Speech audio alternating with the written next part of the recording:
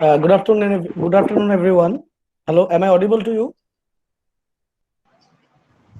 Yes, sir. Yes, Yes, sir. sir. Yes, sir. Yes, sir. Yes, sir. Yes, Yes, sir. sir. Okay. Yes, sir. Yes, audible, sir. Audible. Okay. We have three speakers today, and that is why, for the management of time, we shall request our invited guests. Hello. It will Hello. Hello. some speculative questions are coming that are really embarrassing for the paper presenters, the invited guests. So please ask relevant and pertinent questions that are related to the lecture delivered here. So without wasting time, I would request Dr. Narendra Malas, Associate Professor, Department of English, DEPT, Ramananda College, deliver his lecture. The areas of his interest are comparative linguistics, ELT, Caribbean poetry, and Indian English drama. The title of his PhD work is Emphasis and Emphatic Particles in Bangla and English, a constructive study at the levels of phonology, lexis, and syntax. He has post-PhD research experience as associate in UGC Inter-University Center for Humanities and Social Sciences, Indian Institute of Advanced Studies, Shimla. Presently, he is research supervisor in English under Bankura University. He has presented papers in various state, national, and international seminars, conferences, and was invited as a resource person by some academic institutions or bodies. He has published papers in national and international journals. So I would like to request Malosda to deliver his paper. Thank you. Am I Welcome, audible? Malas. Yes, Am I yes, audible? absolutely. Okay. Good afternoon, everybody. Uh, I'm thankful to Dr. Sourav Nag and the entire English department of Onda, Thana, Mahavidyalaya. Not only as an invited speaker, but I have for last few years some association with this college as a member of the governing body. So I have some special feelings for this college. Now I welcome all the participants, the academicians, students, and faculty members who want to listen to my speech. I would like to speak on COVID-19 pandemic and online teaching learning, new challenges to teachers, because the coordinator once requested me that if possible, some discussions should be there to prove the relevance of this kind of web lecture series, which can engage particularly the students who are away from their educational institutions. This kind of web series will definitely enrich them, but at the same time will engage them in academic activities. So I'm thankful to Dr. Nag and the English department of Onda Thana Mahavidyalaya for organizing this seminar, this web lecture series. I want to speak particularly on this pandemic situation, which creates so many problems and crises along with economic, social, and other areas in education also. It is devastating for education also, and we are trying to cope up with the present situation. We have to define our role as teachers, as students, as stakeholders of the academic institutions. What role should we play to continue the teaching learning, which was suddenly disturbed, suddenly stopped the face-to-face physical teaching learning. For last few years or so, people around the world have become familiar with the terms like online learning or e-learning. Now, what is this online learning. Online learning is education that takes place over the internet using electronic devices. It is also referred to as e-learning.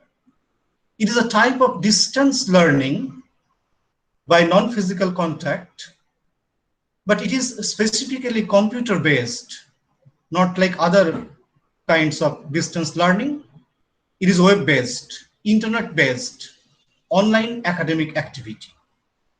It may be called e-learning, that is electronic learning, m-learning, mobile learning, computer-aided education.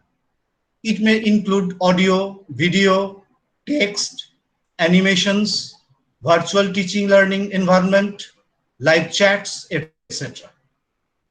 Now, COVID-19 has forced educational institutions across India and the world indeed to suspend traditional face-to-face classroom setting and shift to online classes.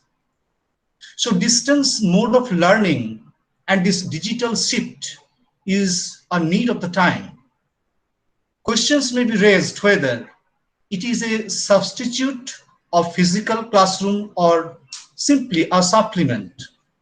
The debate may continue, but the new reality during this lockdown and afterwards in post-corona era has to be accepted. With all its shortcomings, online teaching learning is a reality today, and a close scrutiny is required regarding the outcome of this new platform of teaching and learning. The role of a teacher in this new context has to be redefined. The next point that I want to discuss, this shifting to online learning. This journey from traditional classroom to online platform is a kind of paradigm shift, and it poses several challenges for both teachers and learners. As the educational institutions across India have been closed since mid-March in order to maintain social distancing, there has been a surge in online education by schools, colleges, and universities across the country. Colleges and universities tried to find out mechanisms to continue the teaching learning activities and to go ahead with the present academic calendar. Online classes, providing study materials to students through various non-physical online modes, uploading study materials, model questions to institutional websites, YouTube, emails, etc. are continuously going on.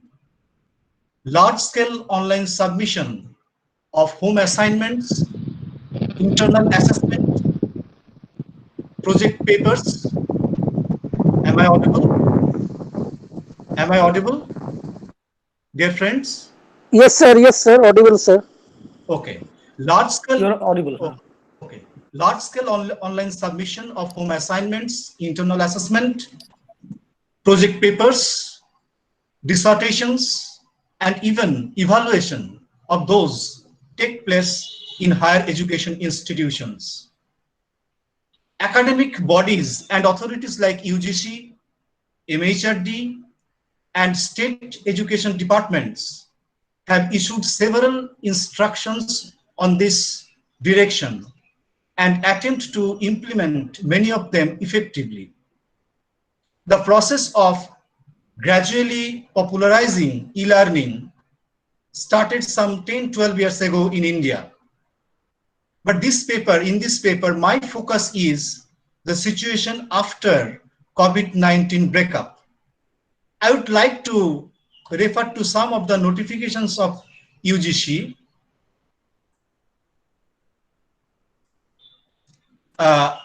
Just after the lockdown or at that time,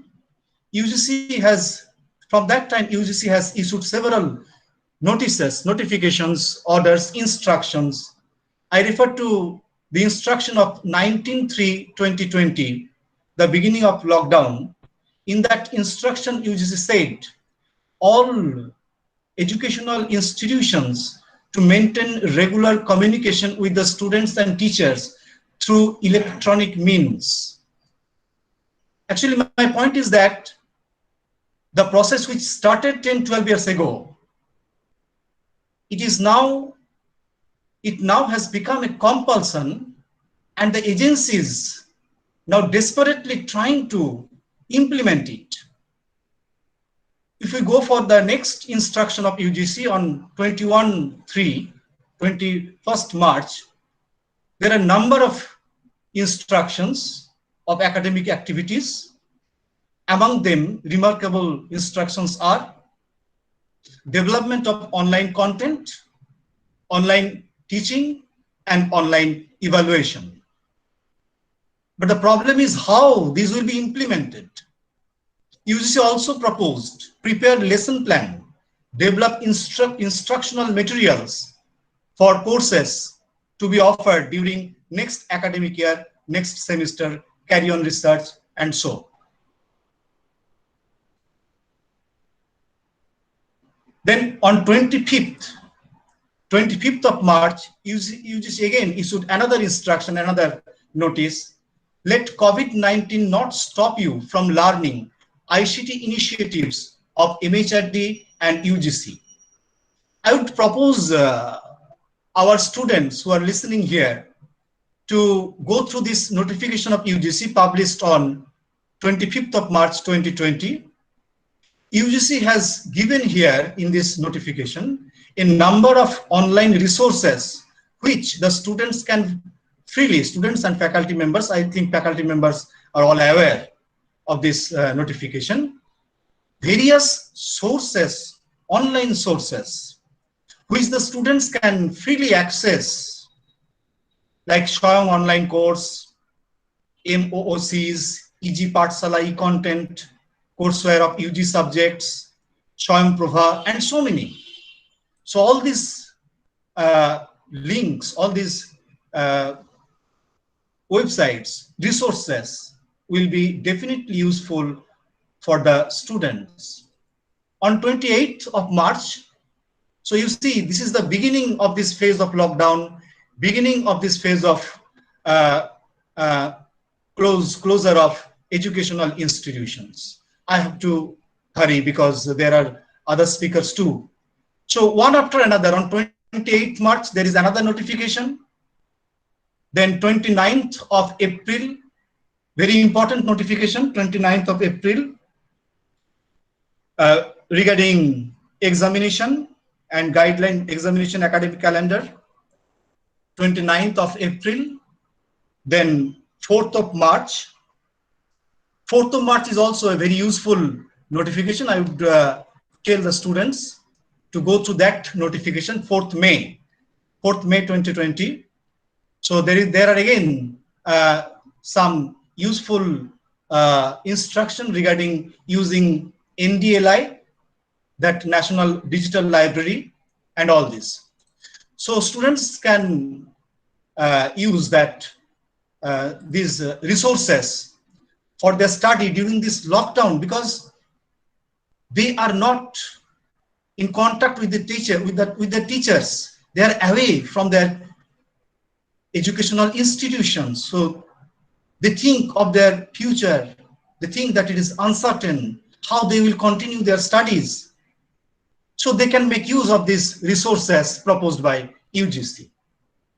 Higher Education Departments, Government of West Bengal, takes initiative for e-learning and short details report on online teaching learning activities from the colleges. You also know about RUSHA, that is one body which provides money for the educational institutions. RUSA has also sought feedback from all academic institutions regarding details of modes of online academic activities from institutions who are recipient of RUSA grant. RUSA also want to know the number of benefited students and number of students who could not be reached due to lockdown. So I shall come to this point that ultimately higher academic agencies understand that these online resources could not be accessed by all. So we see that various agencies like MHRD, National Council of Educational Research and Training, the Department of Technical Education, UGC, state agencies, by various modes like Patsala, Swayam, and other online platforms aim to increase connectivity with institutions and accessibility to resources. Many experts consider that this COVID-19 pandemic situation is an opportunity given to us not only to test the online delivery of education, but to integrate it in our learning experience in a way that it is not looked upon as an alternative, but a complement to our pre-COVID-19 education delivery system. In online system, students attend class by visiting the web pages or through other channels of video conferencing by using apps like Zoom, Google Meet, WebEx, etc. They complete assignments according to the class schedule. Learners also communicate with the teacher and classmates using email and online discussion forums. The success of this initiative depends on the number of participants. That is the main point. How many number of participants, especially student participants, who are the main target groups. Here I shall want to speak on online learning community. Now the point is, for this effectiveness of this new mechanism of teaching and learning, new community which may be called online learning community gradually emerges. The question is, can it replace the traditional learning community? Without this online learning community, can we really develop this online teaching learning system? Then what is a learning community? The issue of this learning community must be considered in the context of need-based education. Learning community is characterized by active participation, collaborative learning, negotiating, and meaningful sharing of knowledge among the learners. But considering the situation in India today, can you say that the learner members of the online learning community can adequately connect with each other? Do they have that bonding which they used to enjoy in traditional classroom setting? Is the process of collaborative learning effective in the present situation? All these questions must be resolved before we come to conclusion regarding the effectiveness of online teaching learning in our country. There are also issues and challenges. There are a number of issues which interrogate the effectiveness, which question the effectiveness of online teaching learning in a country like India. One major issue of e-learning in our country is inadequate availability of e-learning tools like computers, Android mobiles, laptops, high-speed internet, and other technological support. Due to network problems, students are unable to listen to the teachers, and they may not have enough solvency to afford data for accessing online resources. Many students survive on 1 GB or 2 GB daily data plans on their phones, and not everyone has good Wi-Fi at their homes. The super cyclones expose the fact that even big cities like Kolkata or Mumbai, the places which enjoy maximum facilities, face disaster, including academic disaster, due to collapse of internet facilities. Now think of the rural India. These access barriers are to be overcome before we completely transform our education system. While introducing this new education platform, we must consider the possibility of digital divide.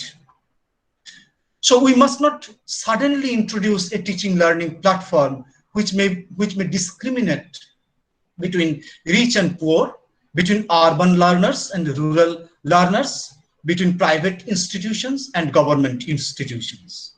We have to ponder over the new challenges, whether we are really ready for a full-time distance mode of education with the help of electronic tools. UNESCO and UNICEF studies show that digital shift and internet exposure may alienate economically disadvantaged students who do not have access to the technology, digital lessons required. We have to guarantee equality and inclusion of those vulnerable and marginalized students who stay in remote places. For very few minutes, I want to share my experience as a practicing teacher, that in our college we have nearly 1,000 arts and commerce program students.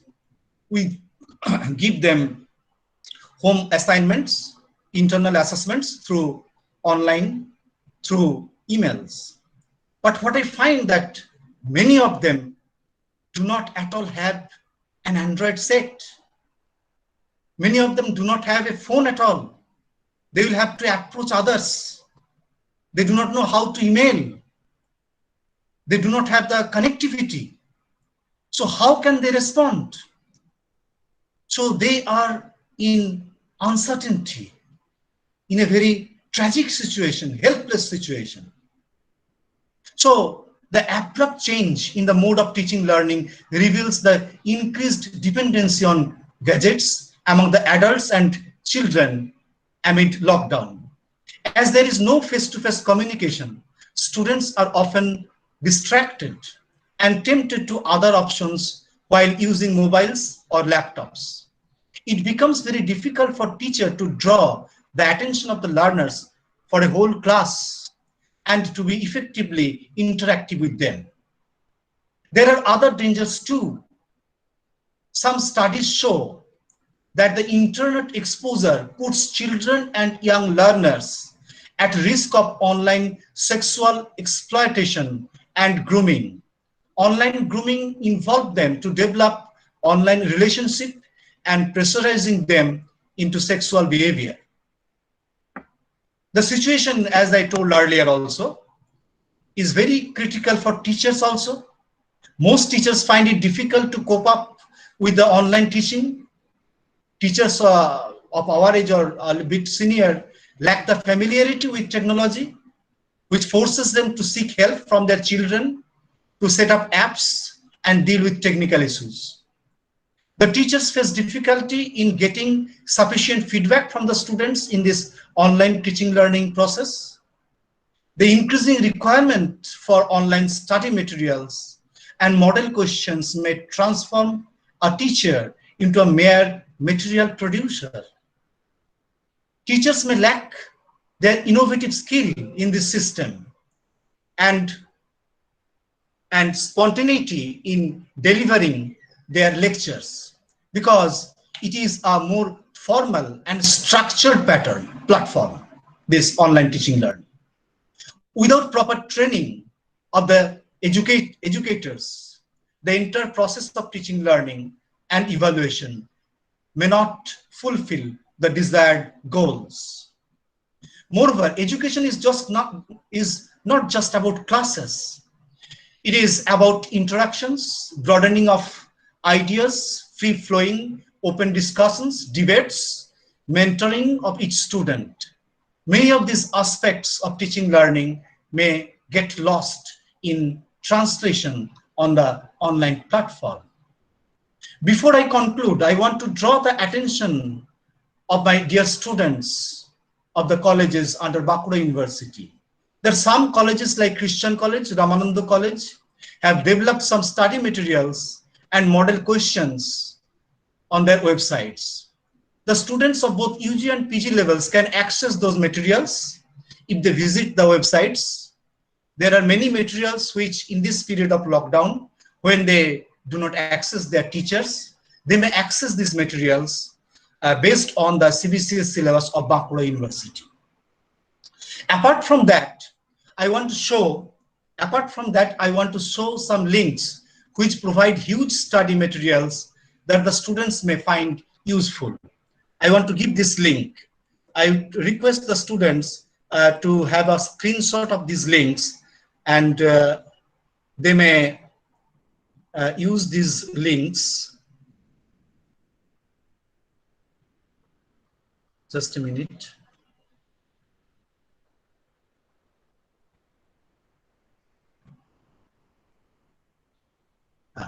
Can you see the links, students?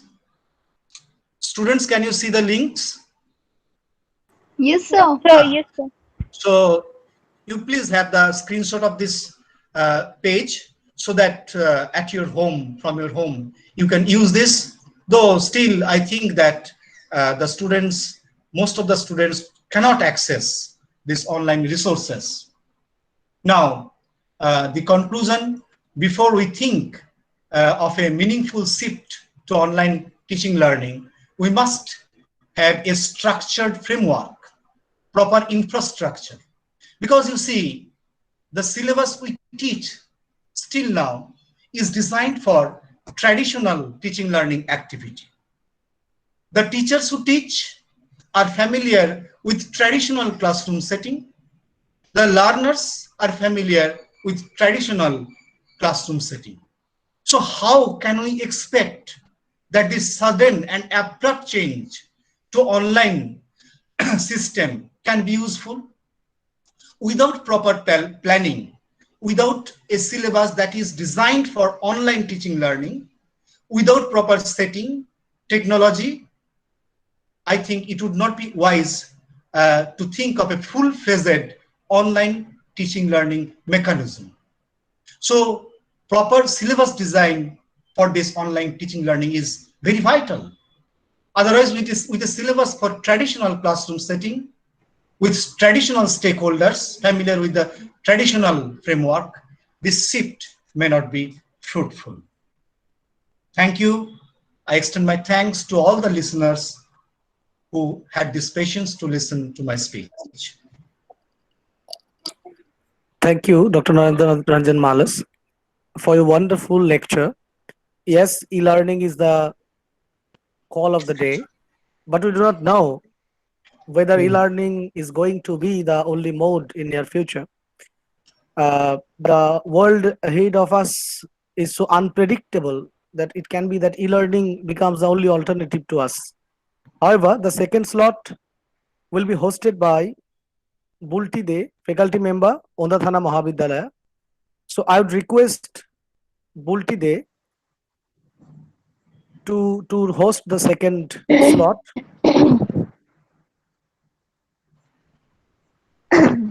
Good afternoon, everybody. Good Please, afternoon, please everybody. turn your mic on.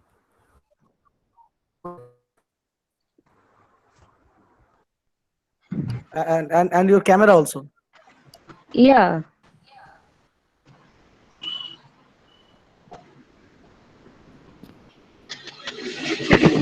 Good.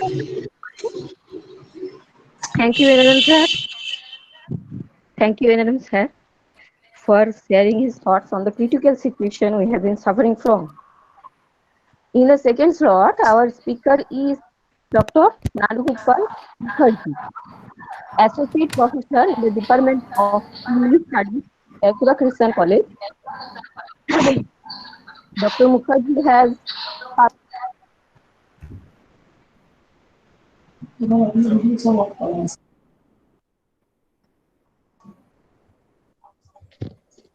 Hello, do you hear me?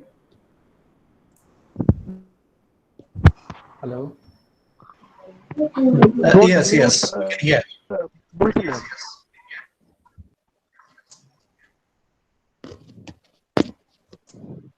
Any one of the listeners has muted ma'am's speaker.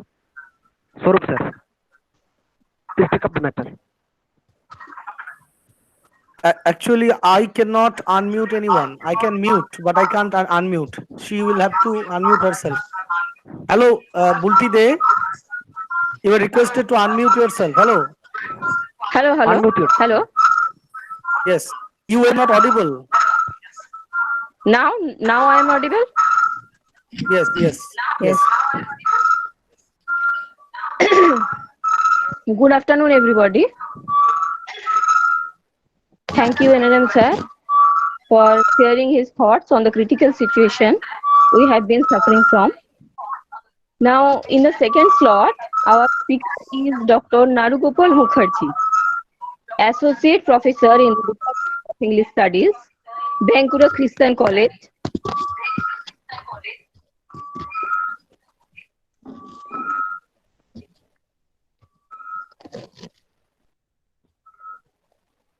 Sourav Babu, don't mute the library OTM.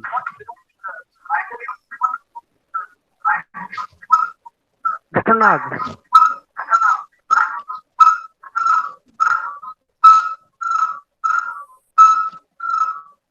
Okay, hello. Yes. Sourav. Yes, sir. Okay, without wasting time, I would like to request Dr. Narugopal Mukherjee to deliver his lecture. Sir, please go ahead. There is some technical issue. Hello, Okay, I have been Bulti. muted. I Yes, have yes, been Okay, do you muted, actually, hear me, sir. all of you? yes, yes. Actually, I wrongly, mistakenly muted you. I thought that from that mic something was echoed. Okay, okay, forget it. Okay, I Sorry, sir. requested. Okay, it's okay. It's Sorry, okay. sorry. Bulti, it's okay. Okay. Sir, please Thank you, sir. deliver your lecture. Yes. Okay, so, Bunti, should I start? Sir, please, sir, go ahead. Okay, thank you, Dr. Sourav Nag and all his colleagues in the Onda College. Mukherjee is also there, Bunti is there. I am also thankful. I'm also thankful to just a minute, having some problem with my audio. Just a minute. Okay, do you hear me this way? Is it all right? Sir, you are Yes, audible. yes, Go ahead, sir. audible. Yes, Go sir. ahead. Okay. Thank you, Dr. Sourav Nag, Bulti, Nikhilesh, and all the others of the Department of English, Onda Thana Mahavidyalaya, for giving me this opportunity of delivering my lecture on Lewis Carroll's novels, Alice's Adventures in the Wonderland and Through the Looking Glass. Basically, these two Alice novels. I'm particularly thankful to Dr. Sourav Nag for clubbing me with Dr. Narendra Ranjan Malus, my friend, my batchmate, and also to my to a junior colleague whom I consider as my brother, Dr. Tuhin Majumdar from Khatra College. I'm really thankful to Dr. Sourav Nag for clubbing me with them this way. Sir, sir, sir, sorry for Okay, do interrupt you you, hear sir. me? Hello, sir. Actually, I think you are using two devices. Are you using two devices, sir? Okay, Yes, okay, yes. okay. It's okay, So, okay. so yes, sir. One device is There is the echoing, problem. reverberating. Yes. So, sir, please mute one device. Mm.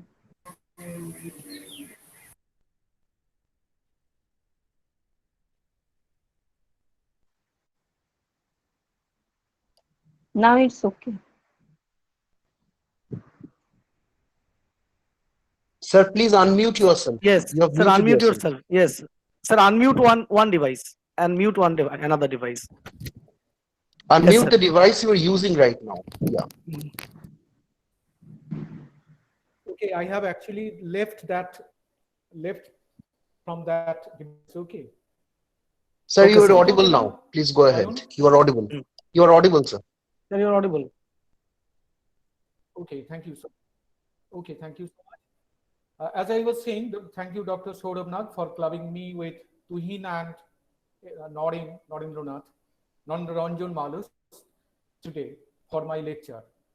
And this is a situation when we are actually everywhere. We are organizing such programs, such webinars, online classes, Narendra Ranjan Malos has already spoken of that. My friend Norin has already spoken of that. How in different institutions we are having problems because of online classes, because of this sort of setup, which we are not really familiar with, and some of are not really experts, skilled in using or all these technical gadgets, all these technological devices. In spite of that, we have to be very much there in the academic circle, in the literary circle. And the topic that I am going to speak on today is parody, pastiche, and satire in Alice novels. And Alice novels, I have chosen two novels here. The two novels you know, Alice's Adventures in the Wonderland and Through the Looking Glass. So these two novels are there today to be discussed here in my presentation.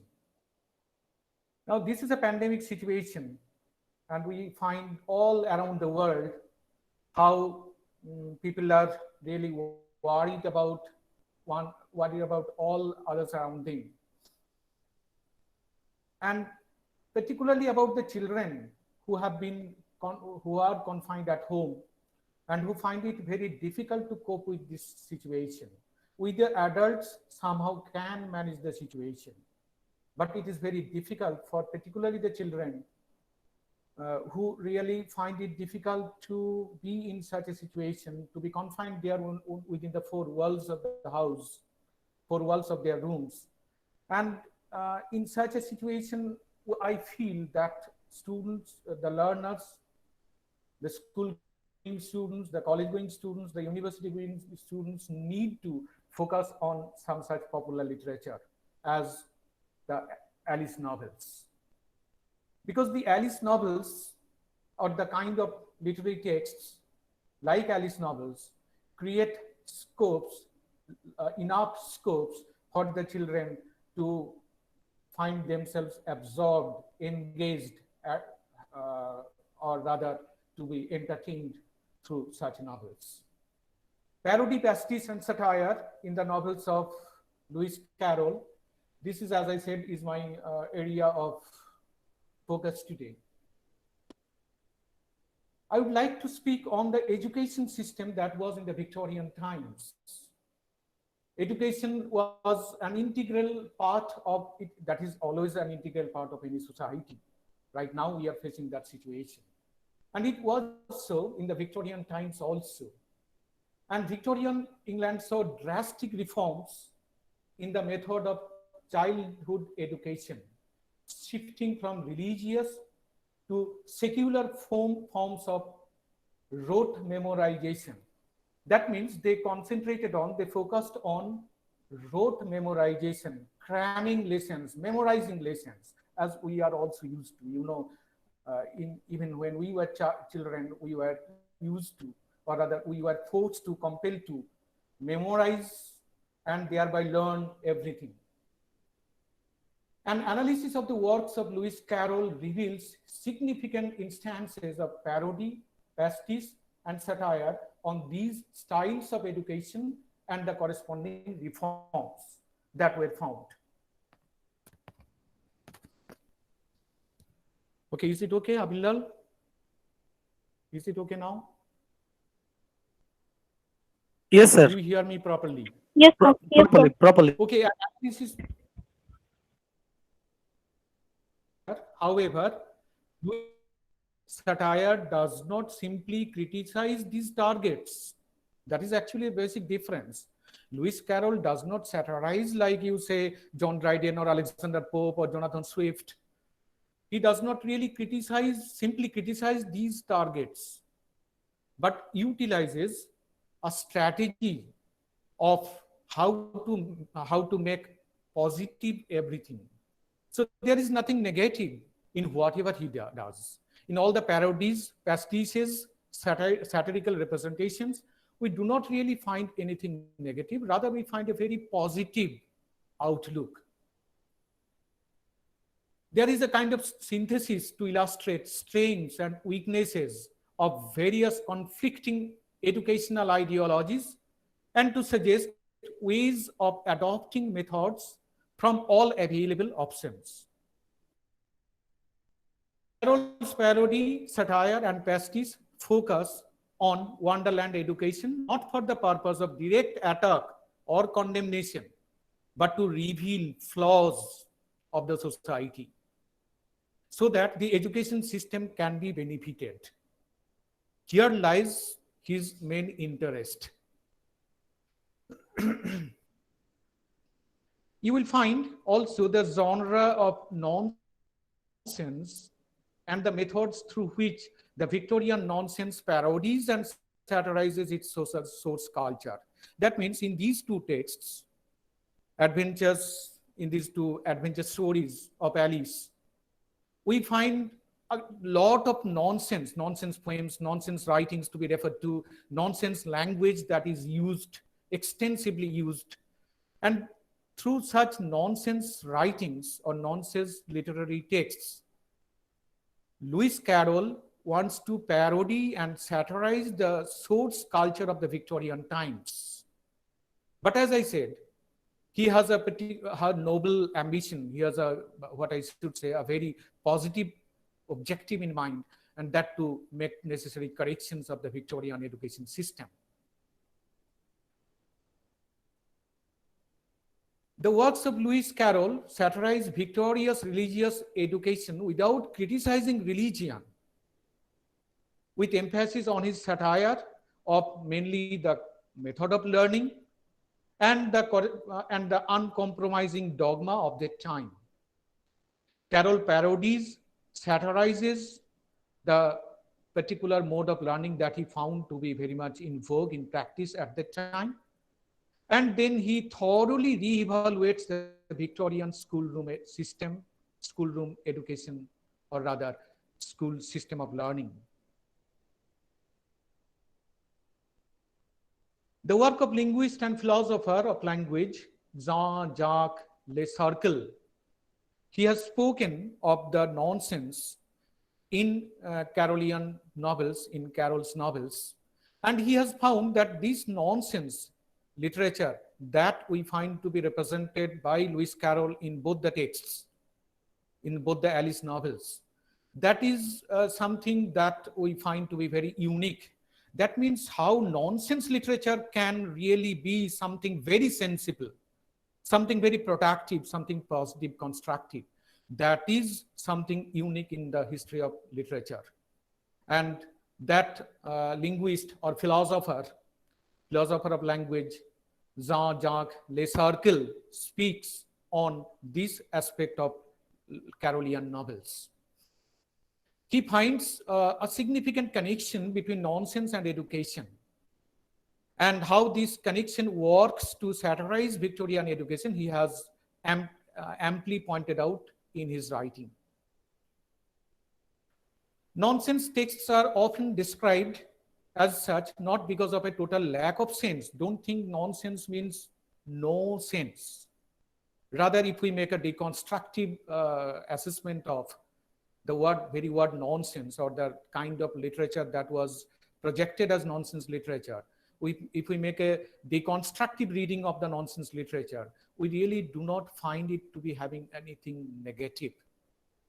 Rather, it is not really a total lack of sense, because there is a multiplicity of answers, interpretations, explanations.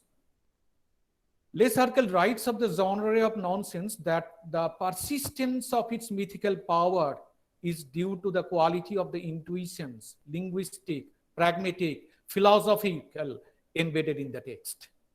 That means in the text we find so many things to be embedded, so many interpretations, so many explanations, so many meanings to be conveyed. So how can really nonsense literature be nonsense? His use of the term nonsense conveys far more than a simple lack of intended meaning. Rather, he uses nonsense to mean a multiplicity of possible meanings. And the reader and also the author are to determine how to make the best use of such nonsensical literary pieces.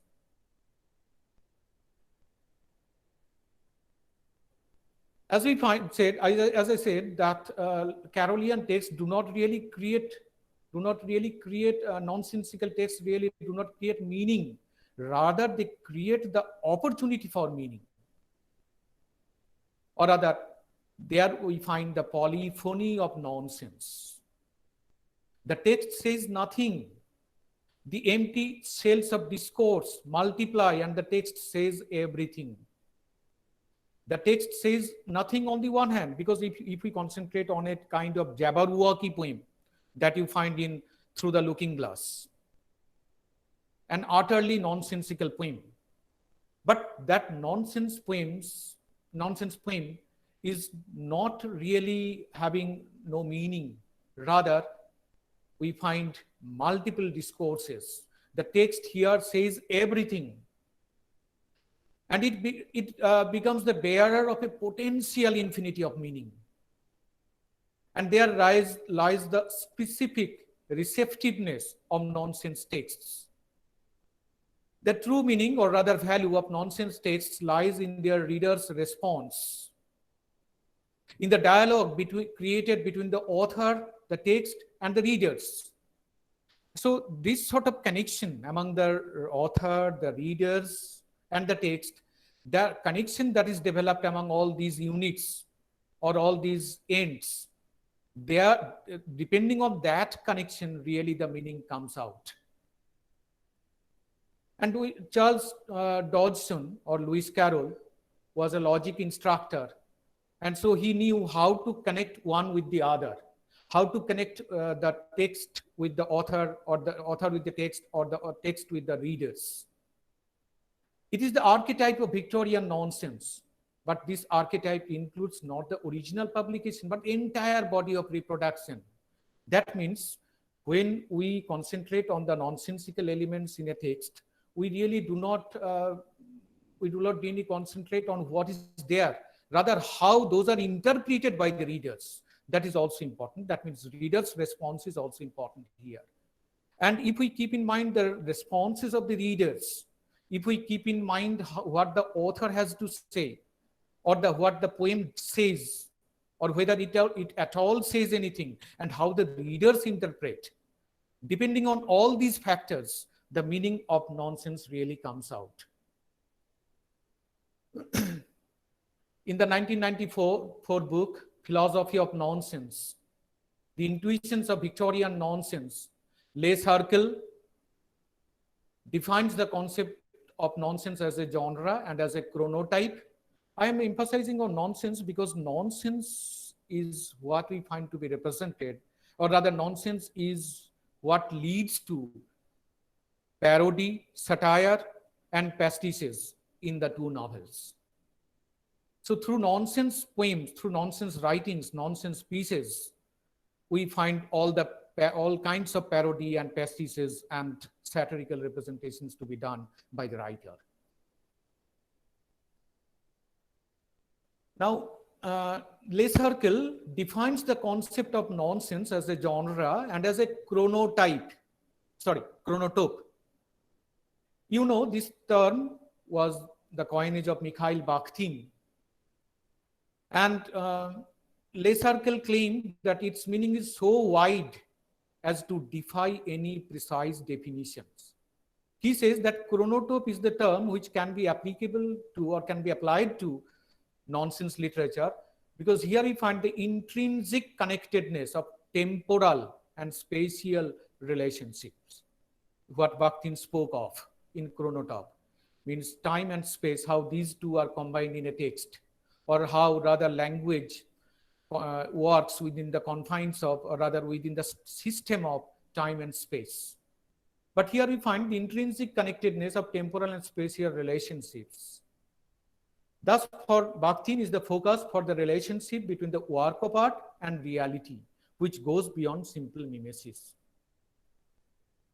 The chronotope of Victorian nonsense then is not limited to a single ideological point of view, but the locus of all potential ideologies.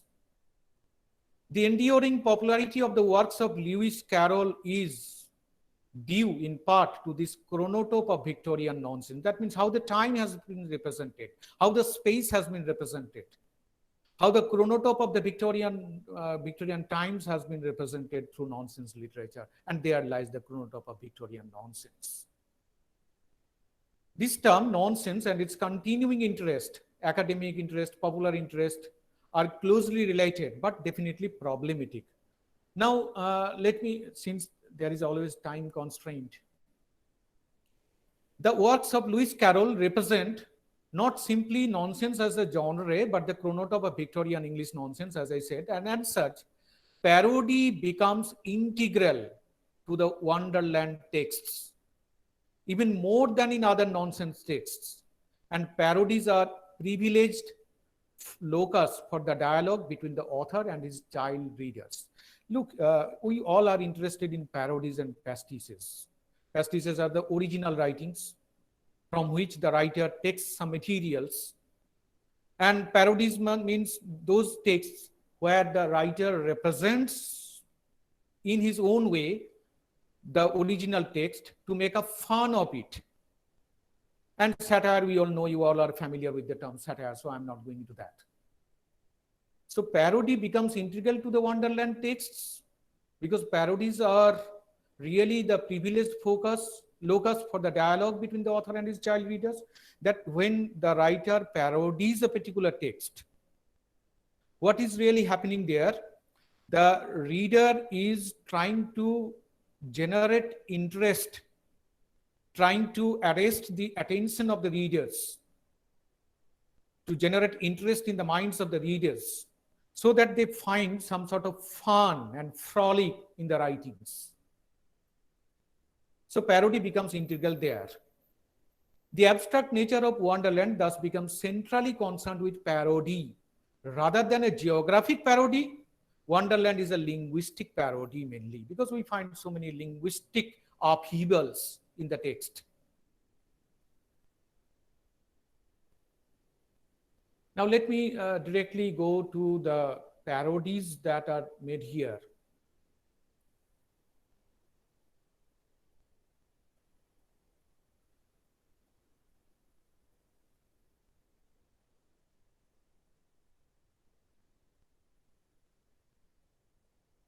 Most of the poems in the two Alice Knob books are parodies of poems or popular songs that were well known to Carroll's contemporary readers. With a few exceptions, the originals have now been forgotten. That means most of you have forgotten the original sources. We rather are familiar with the way Carroll has represented it. Here we have a Alice book. So with a few exceptions, the originals have now been forgotten. Their titles kept alive only by the fact that Carroll chose to poke fun at them. That means Carroll has made those original texts popular through his parodies. For example, we have a skillful parody of the best known poem of Isaac Watts, the English theologian and writer of such well-known hymns as "O God, our help in ages past." Watts' poem against idleness and mischief is parodied here by Lewis Carroll in his first novel, that is Alice's Adventures in Wonderland. You are old, Father William. Some of you, those who are from English medium background, must have heard of this poem. You are old, Father William, the young woman cried. The few locks which are left you are grey. You are hale, Father William, a hearty old man. Now tell me the reason, I pray. This poem, You Are Old, Father William, one of the masterpieces of nonsense verse. It is a clever parody of Robert Southey's long forgotten didactic poem, The Old Man's Comforts and How He Gained Them. This is the original poem of Robert Southey. But how many of you are familiar with this particular name? Even if he is clubbed there with Wordsworth and Coleridge, he is not really a very popular name among the students of literature, particularly at the undergraduate level. But through Lewis Carroll, we come to know about that original text. and how it is parodied here by Lewis Carroll. The old man's comforts and how he gained them. That is the original text by Robert Southey. That is what we find to be parodied in the first novel.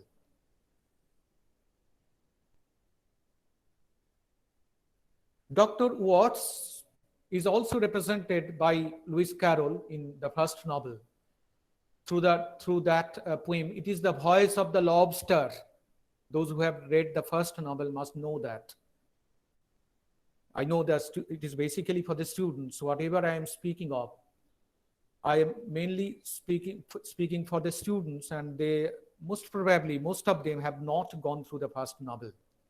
So they may not be very much familiar with such references.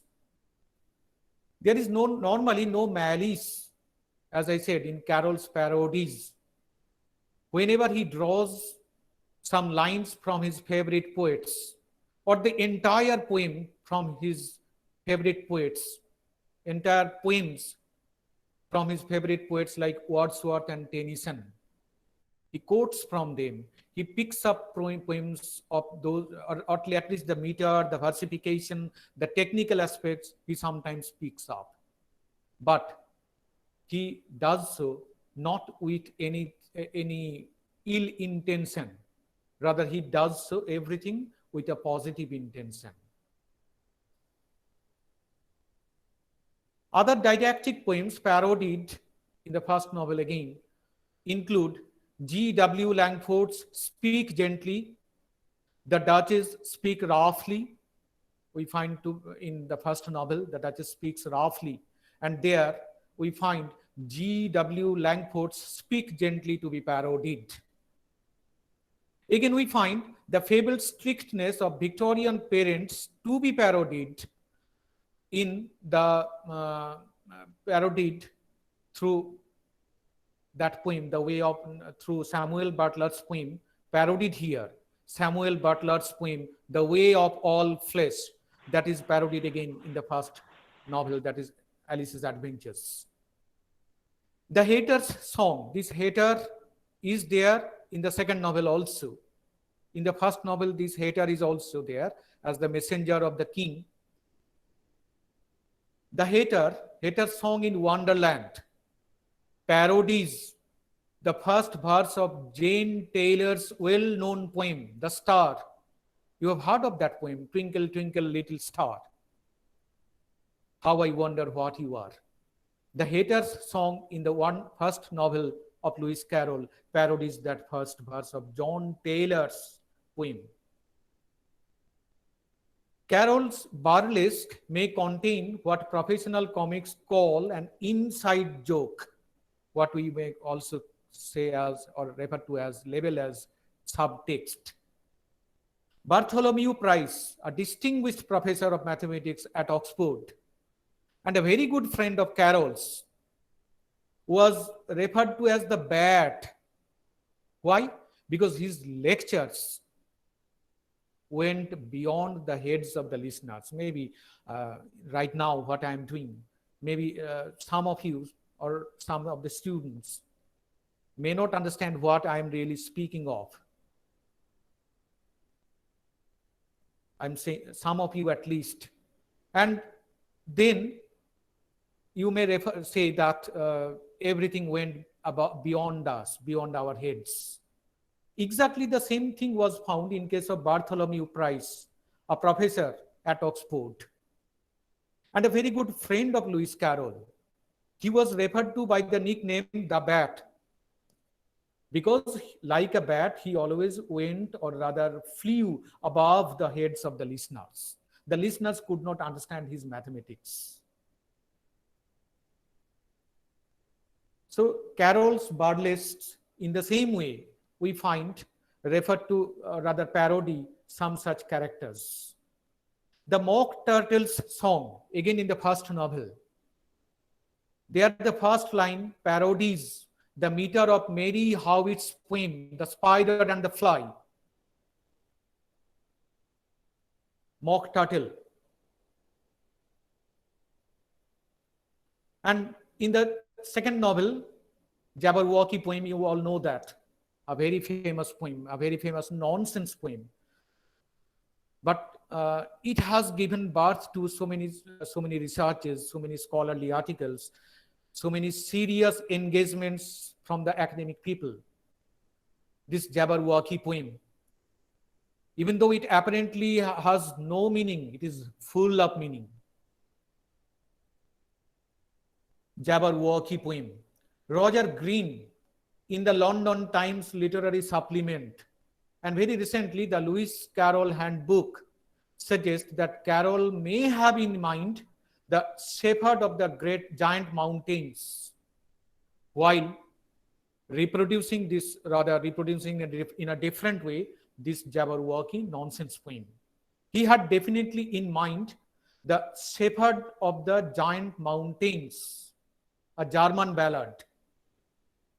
That ballad, Carroll's cousin Manana Butte Smedley translated, and Carroll was very much familiar with that translated version of the ballad, and he parodied that ballad through Jabberwocky poem. In the second novel, you again find in the second chapter, some flowers to be introduced, some living flowers who speak, who talk to Alice.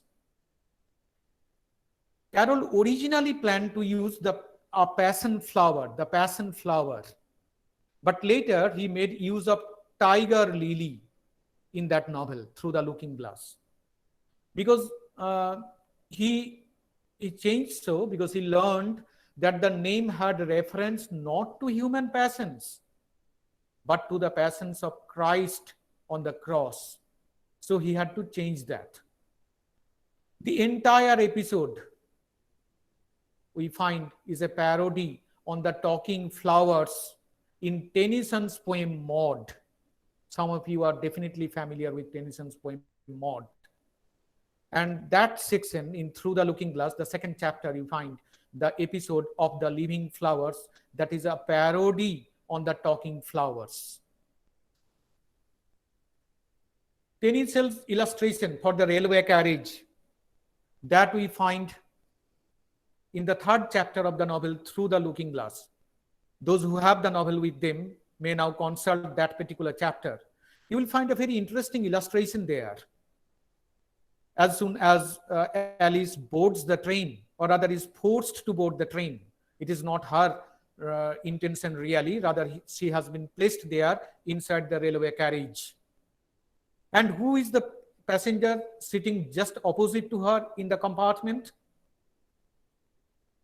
If we Tenniel, the illustrator of Alice novels, that Tenniel wanted to satirize Benjamin Disraeli, the British Prime Minister, because in the magazine Punch, Tenniel made rather satirical references to and made a fun of the British Prime Minister. In so many of his illustrations in the magazine Punch, Lewis Carroll satirized, mocked at that British Prime Minister. And in the railway carriage, the illustration that we find to be done by John Tenniel, there again, we find that passenger sitting opposite to Alice is nothing but here only we find a political reference, or rather a political satire. Otherwise, Lewis Carroll does not really go into any kind of political attack or making any political reference to any contemporary character, any contemporary political figure, except there he does not refer to, and that again was done by Tenniel. Tenniel represented the British Prime Minister Benjamin Disraeli through that passenger in the railway carriage. It is that illustration may have been again, if you go into the details there of the illustration, Alice is having a wallet rather by her side. Exactly the same kind of painting we find in the My First Sermon, name of a painting, My First Sermon, a painting by John Everett Millay, a very famous painter of that time. And there is a very close resemblance between what we find to be illustrated by Tenniel in that third chapter of the second novel and what we find in that painting, My First Sermon. The resemblance between the two girls, here Alice and there the girl represented in that painting, the way they are dressed up, they have dressed up is remarkable. Their stockings, their hats, their skirts, their black shoes, all these bring in a close resemblance between the two. In his diary, Carol records a visit to the painter's to Millet's house where he found that painting. And so it is a very clear suggestion that he actually wanted to parody the painting, original painting. The White Knight's song. The White Knight, a very interesting character in the second novel. That is Through the Looking Glass. The White Knight. And so many critics have come to the opinion that Lewis Carroll wanted to caricature himself, portray himself, make a parody of himself through the White Knight. And the song that is delivered by the White Knight at the end of that chapter, chapter 8, the White Knight, the poem that is that he reads out, or rather sings, had been earlier published in the magazine The Train by Lewis Carroll, anonymously of course, upon the lonely moor. He reproduces that poem published earlier in The Train in that poem of the White Knight.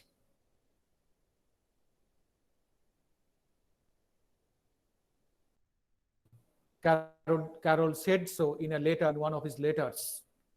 Though not as to style or meter, but its plot is borrowed from Wordsworth's Resolution and Independence. So for that poem of the White Knight, Carroll was indebted to Wordsworth. He definitely makes a little bit of parody, but as I said, parody is not a negative word here. Nonsense is not a negative word here. Satire is not any negative word here. The opening lines of the White Knight's song, I will tell you everything I know, and I will give you all the help I can. These lines burlesque Wordsworth's lines. The line also reflects the title of the song, I Give Thee All. This song, I Give Thee All.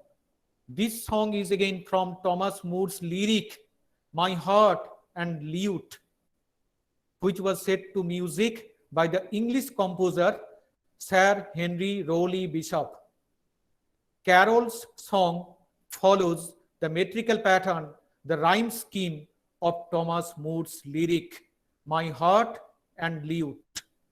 So look here, in that chapter particularly, chapter 8 of Through the Looking Glass, in the episode of the White Knight, Lewis Carroll expresses his indebtedness to both Wordsworth and Thomas More. In chapter 9 again, in that novel, that is Looking Glass novel, we find a parody of Sir Walter Scott's song, Bonnie Dundee, from his play The Doom of Devorgoil. So there is again a parody. Now, what I mean to say is that all these parodies definitely make it difficult for us to understand what is really being said, apparently seem to be nonsensical, apparently seem to have no connection with the development of the action of the novel. But as I said, by parodying all these poems or all these literary sources, or rather bringing in all these pastiches, Lewis Carroll wants to introduce all these texts to us and uh, to make us. Okay, Sourav. Yeah, it's time. I know. Okay, when should I stop? Sourav? 5 minutes. Yes, sir.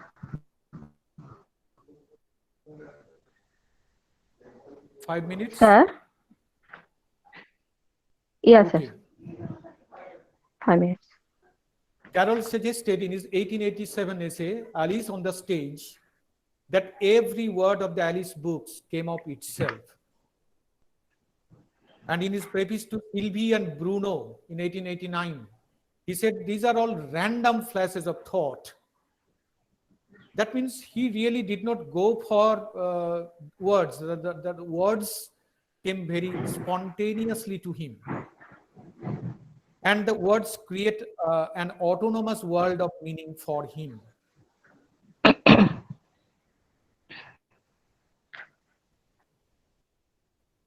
Hugh Horton writes, in sending his dreaming Alice through the mirror in the second novel, Carroll offers us a commentary on one of the founding dreams of Western philosophy. That philosophy and art can, in Hamlet's words, hold, as it were, the mirror up to nature. So that mirror image, or rather the looking glass image, that represents... Sourav, any problem? Okay, I'm summing up then. Okay. Yeah, I know there is another speaker. Okay, I know that. So I'll be summing up in a minute. So what I mean to say is that I have not yet gone into the satirical part of it. Means how in the two novels, Lewis Carroll satirizes the Victorian education system. How that system of cramming, memorization, rote learning, R-O-T-E, rote learning, how he satirized that system of education has been represented here. And he satirized that Victorian education system because he himself was a victim of that. Even though he has been always represented as, or rather he has represented himself as always a very methodical, disciplined man in his texts. But as a child, he definitely wanted a relief from the prevailing system of education. And he satirizes that system of education in different places through all these parodies, pastiches, and critical observations, or rather nonsensical representations. Humpty Dumpty, for example, is a wicked caricature of philologists and textual scholars. Through the episode of Humpty Dumpty in the second novel, Lewis Carroll satirizes, criticizes all the philologists, the linguists, the textual scholars.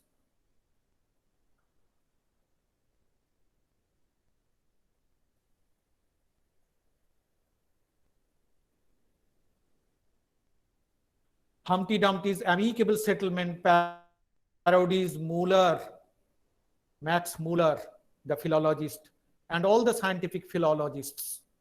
It represents Carroll's parody of himself also. In the later part of his career, Carroll moved the center of his research from geometry. You know, he was a mathematician, also a great philosopher. He was known for his syllogistic logic. And in his later life, he shifted from Euclidean geometry to syllogistic logic. And he found himself grappling or troubled with the problems of signification and meaning. And he represented that problem in his later work, Symbolic Logic.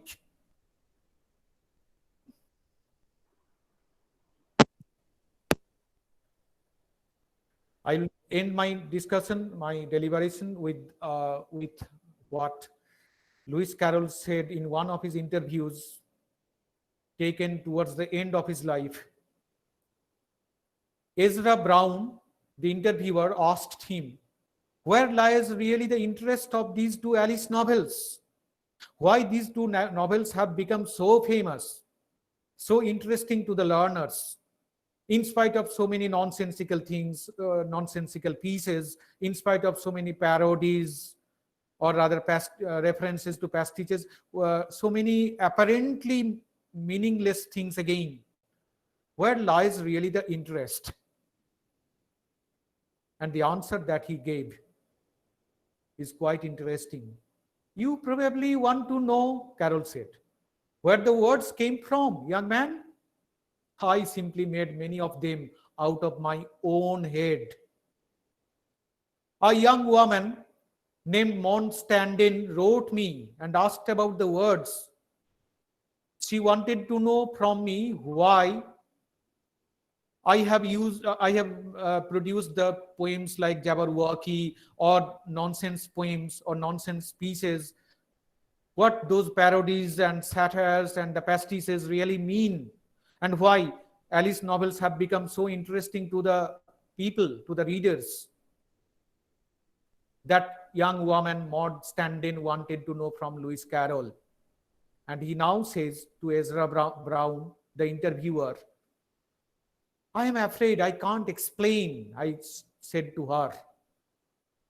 I am afraid I can't explain Vorpal Blade for you, nor yet Talji would, but I did make an explanation once for Ufi's thought.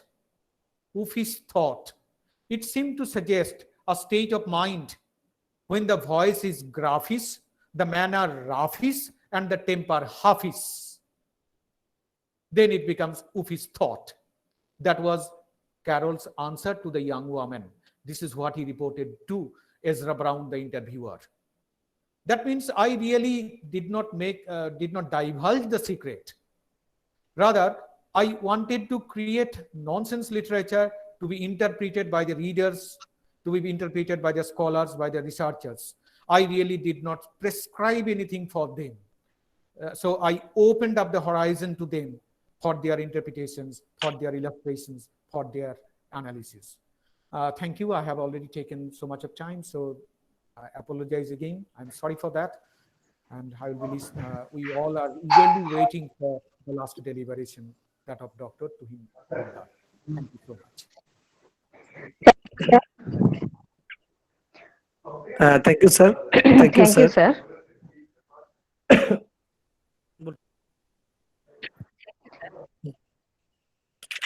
Thank you, Dr. Narugopal Mukherjee, for delivering such an engaging lecture. But before going to the third slot, I have some announcement to make. Tomorrow, we are going to have only one slot because Jyoti Shankar Mandal, the assistant professor at Sidhu Kanhu Birsha University, he is occupied in some professional work there, and he has promised us to deliver a lecture in the second phase of the international web lecture series. So tomorrow, the international web lecture series will commence from 1 p.m. instead of 12. I'm happy to announce that we are going to have the second phase of the international web lecture series commencing on 12 June, and it will run from 12 to 16. And the prospective speakers are an associate professor from Dhaka, Professor Anshuman Kar from the University of Burdwan, Dr. Shubhajit Sengupta from the University of Burdwan, Professor Amrit Sen from Vishwa Bharati, Anand Prakash. His name is enough to introduce himself to you. So these are some of the luminaries we are going to have in our second series. I will post the brochure and a detailed list of the speakers and the entire program. In the second phase, we are going to change our mechanism. The participants who are interested in participating are requested to register beforehand, and the link will be sent only to the registered participants. The second thing is that the e-certificate for this phase will be issued after 6th of June, meaning from 7th of June onwards, you will be receiving your e-certificates in your emails.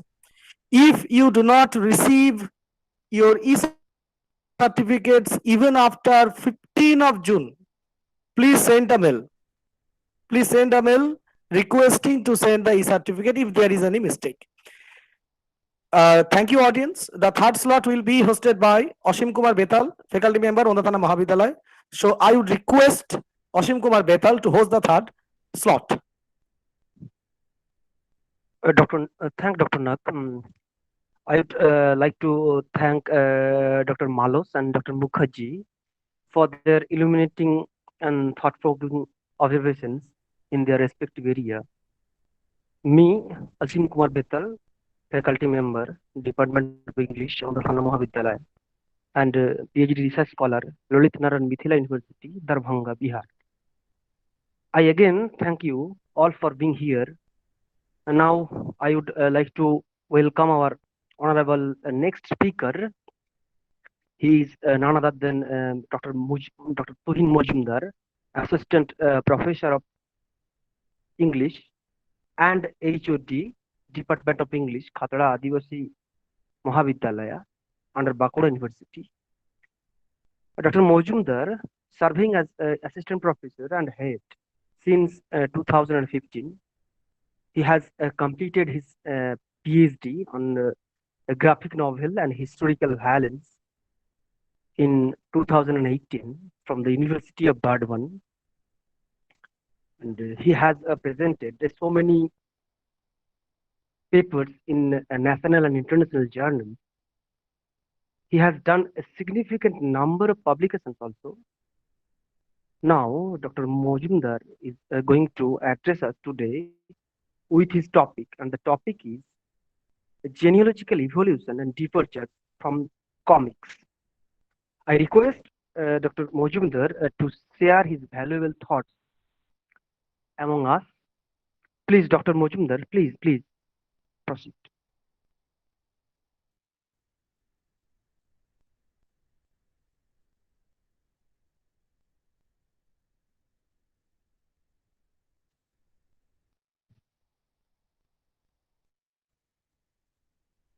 Am I audible, Dr. Majumdar?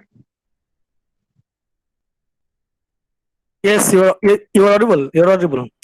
Dr. Majumdar? Dr. Tuhin Majumdar.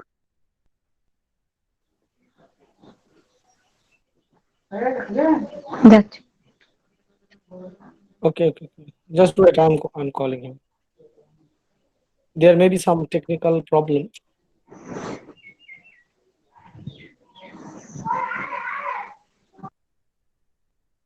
I don't find Tuhin in the list.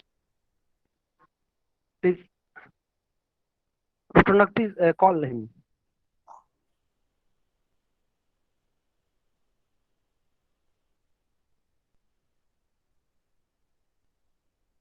Just wait. I'm calling him. So he's asking that. Yeah. Am I audible? Yes, sir. Yes, You are audible. yes. Good afternoon, one and all. And thank you for introducing me. I extend my gratitude to the Department of English, Onda Thana Mahavidyalaya, for organizing this international webinar lecture series. My special thanks to Dr. Sourav Nag for accommodating me against such inspiring scholars who also happen to be my teachers and senior colleagues like Dr. Mukherjee and Dr. Manas. This makes me a bit overcautious to the point of being nervous, coupled with the new experience and its related inhibitions pertaining to delivering a virtual lecture. However, coming back to the topic, today's topic is entitled Graphic Novels, Genealogical Evolution and Departures from Comics. I'm glad that graphic novel has now been included in the undergraduate syllabus of Bankura University in the form of Bhimayana, Experiences of Untouchability. And that kind of encouraged me to take up this topic for today's talk. Am I audible? Till now? Yes, sir. Yes, you are Yes, sir. audible. Okay. You are audible. Moving ahead, um, the Western philosophy and enlightenment situates the logos at the center. It asserts the primacy of speech over writing, thereby privileging phonocentrism. Jonathan Culler, in his book Literary Theory, A Very Short Introduction, notes that speech is considered the immediate manifestation of thought, while writing is regarded as an artificial and derivative representation of speech.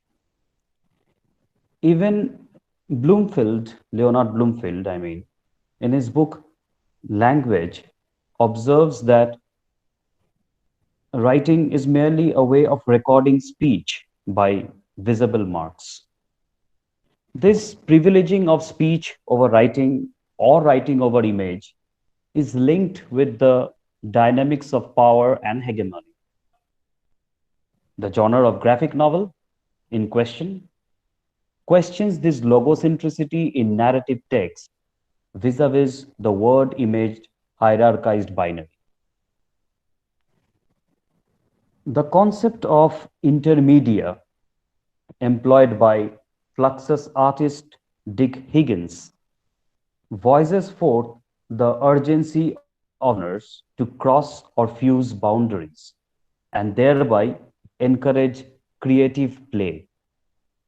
Graphic novel is the novel expressive format that explores these intermedial spaces between the graphic and the inscriptive.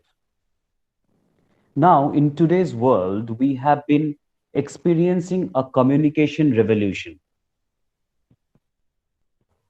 an image dominant world. We constantly receive visual messages from, say, textbook illustrations, billboards, layouts, scientific diagrams, flowcharts, maps, sculptures, GPRS, mobile emoticons, traffic signal, infographic, and product manuals.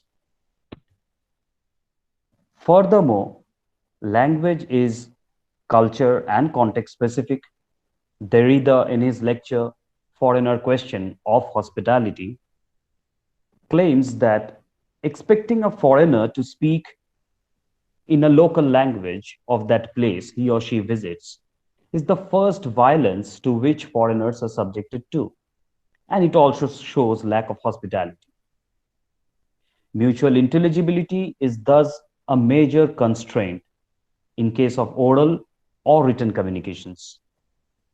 The visual and tactile communications come to rescue in such a crisis. Again, when, say, written language is regulated by a repressive state, visual rhetorics like political cartoons, they have the license, they are the licensed critics.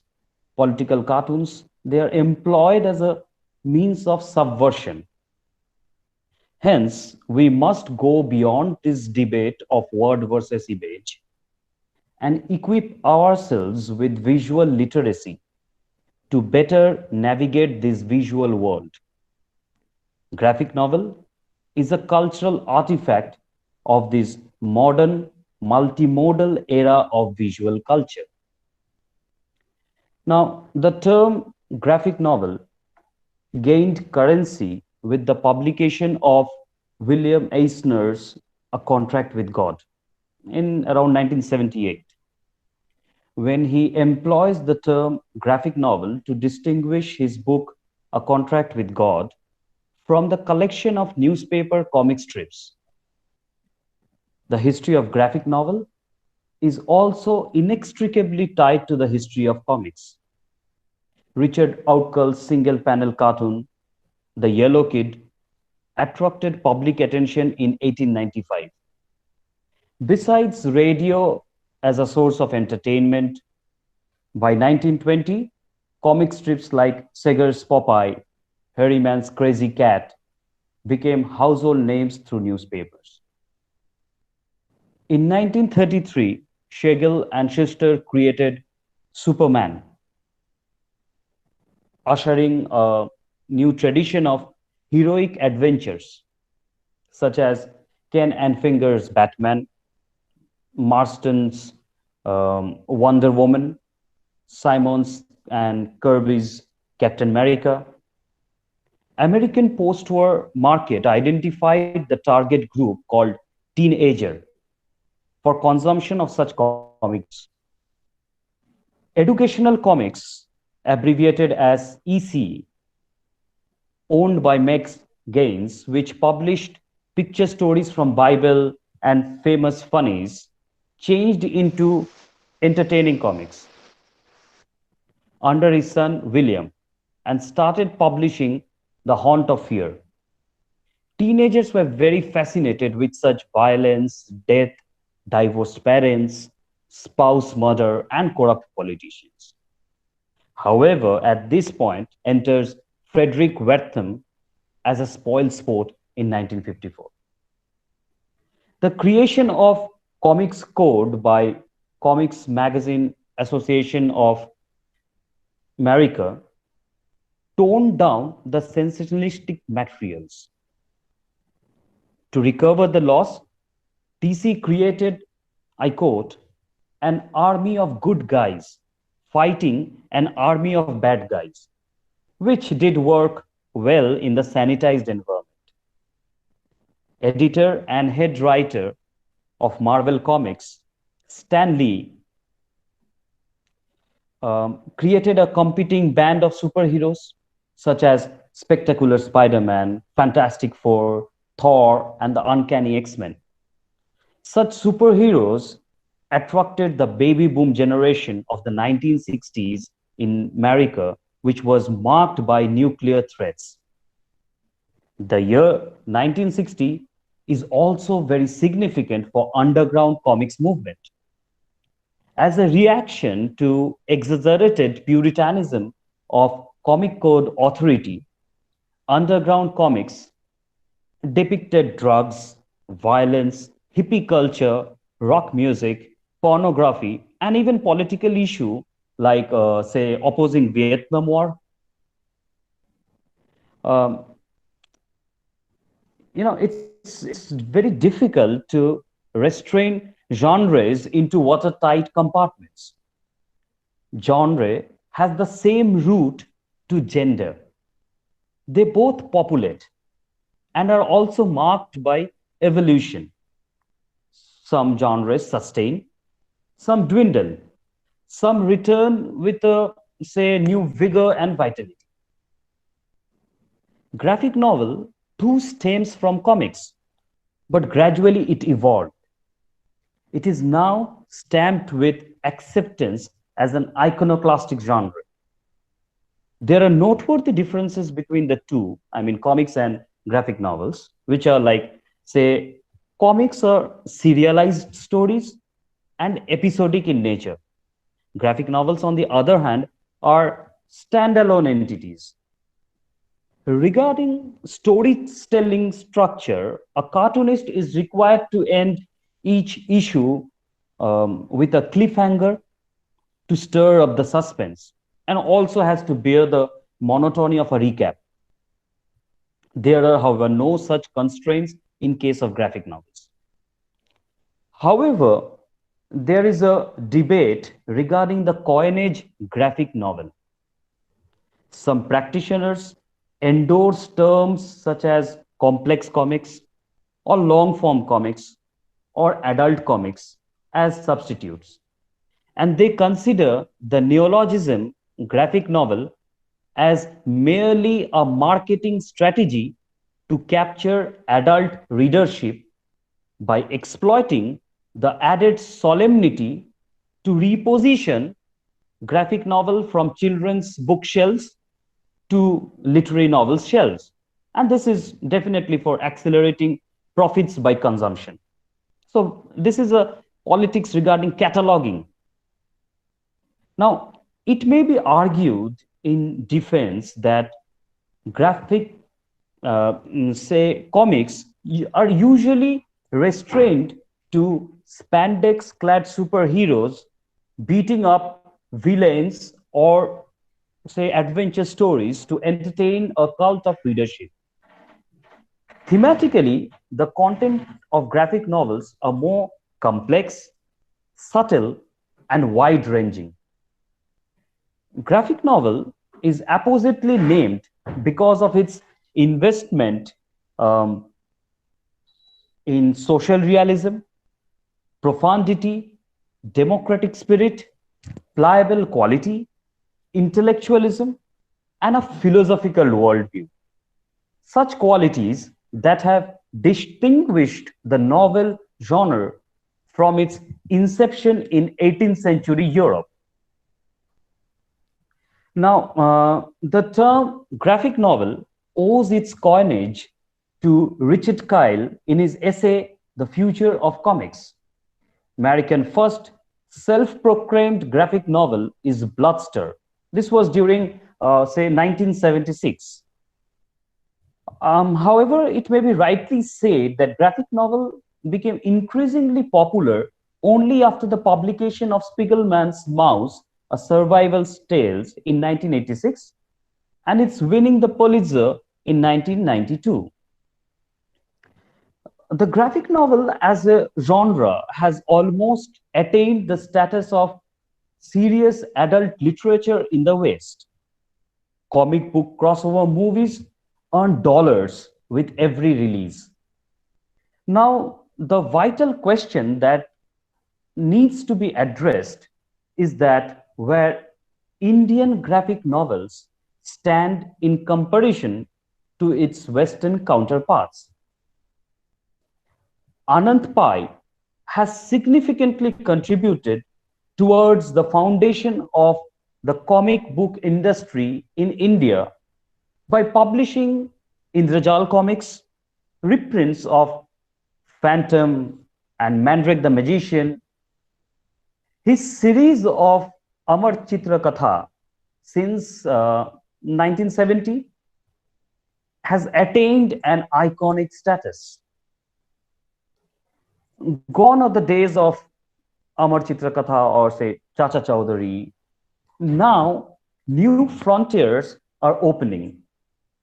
And a whole new renaissance ushered in with the publication of following graphic novels, Indian English graphic novels, like Arijit Singh's graphic novel, The River of Stories, exploring the issue of Narmada Bachao Andolan, Sanad Banerjee's graphic novel, Corridor of Twists and Tales in 2004, that narrates stories of a bunch of youngsters who are typically confused and even idealistic. Nasir Ahmed's graphic novel, Kashmir Pending, and also Munnu, a boy from Kashmir, traces the life of young reforming militant armed with the determination to bring about a change. Amruta Patil's Curry voices the queer identity amidst the heterosexual metropolitan cultural space. Even Vishwajiti Ghosh's graphic novel, Delhi Calm, that's in 2010, reimagines the troubled times during emergency of 1975. Then maybe Delhi Calm, after Delhi Calm, maybe something like Shubhodra Sengupta and Taposh Guho's graphic novel, Feluda Mysteries. Our own Feluda, The Criminals of Kailash, is an adaptation of Satyajit Roy's detective stories. Pulava Mukherjee's graphic novel, Ali Baba and the 40 Thieves, Reloaded, is a retelling of the legend of Ali Baba. However, it equates with the Mumbai underworld. Again, in the introduction, I've talked about Bhimayana, the Dalit issue, and the social curse of untouchability has been contextualized in this graphic novel. Again, Sourav Mohapatra's graphic novel, Moon Mountain, which is illustrated by a different Shayan Mukherjee, is a graphic adaptation and retelling of Bibhuti Bhushan Bandyopadhyay's classic Bengali novel, Chander Pahar. Now, the theme and the socio-cultural milieu explode in these graphic novels are quintessentially Indian and not an imitation of the West. Say, for example, Believers, Abdul Sultan's Believer. It talks about communal polarization in Kerala. Again, Munnu, a boy from Kashmir.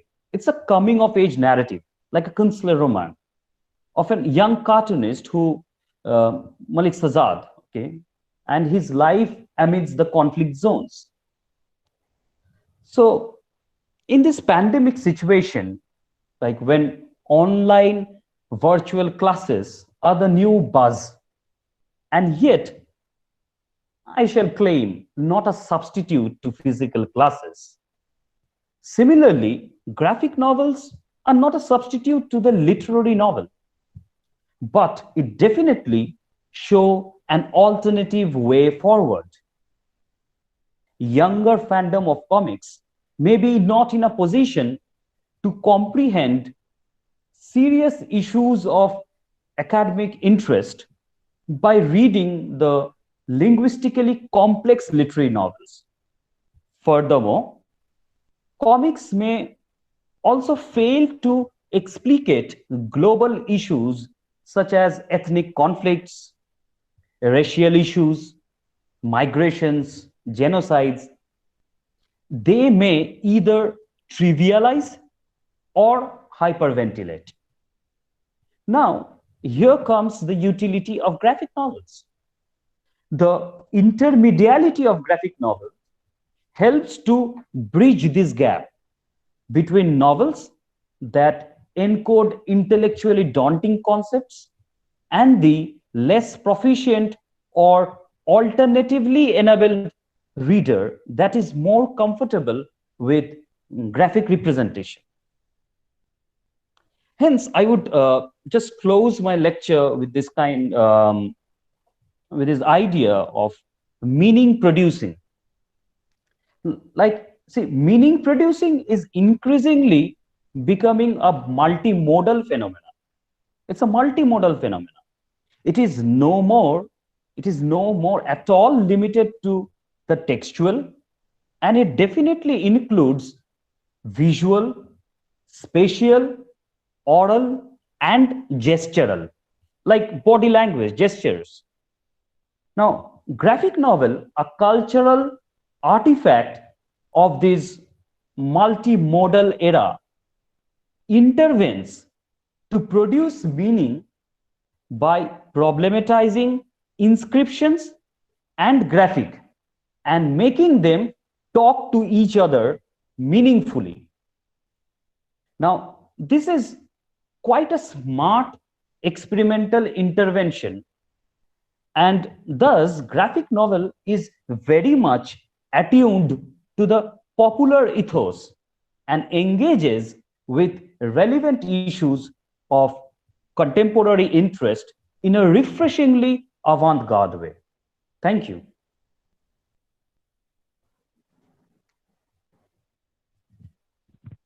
Thank you, Dr. Majumdar, for his valuable observations on graphic novels. Now the floor is open for interactive session. If you or any one of you who want to ask any questions, you may ask. But there are some technical issues, so you may ask one by one, and one may ask only one question. Please, from the listeners, you may ask.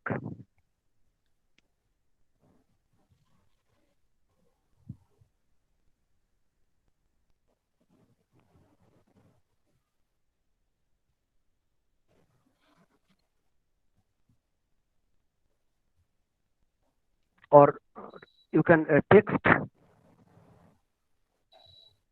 messages in the chat box. We will take questions from there also.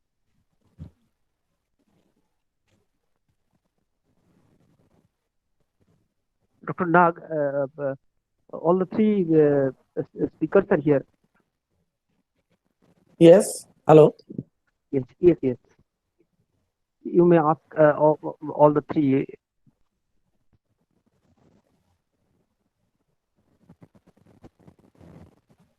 Sir sir sir sir আমি আপনাকে 2 minute পরে করছি একবার, হ্যাঁ 2 minute পরে একবার কাটছি।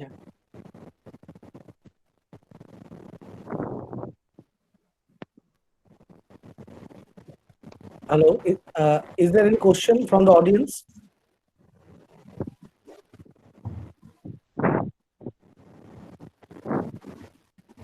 Hello. Yes, yes. I have already Yes, you're sent, audible. yeah, 2 questions in your chat box. So can I Yes, ask? yes, sir. Yes, sir. Yes, sir. Yes, sir. Yes, sir. I will read it. I will read it. Yes, sir. Okay. Yes, sir. Okay.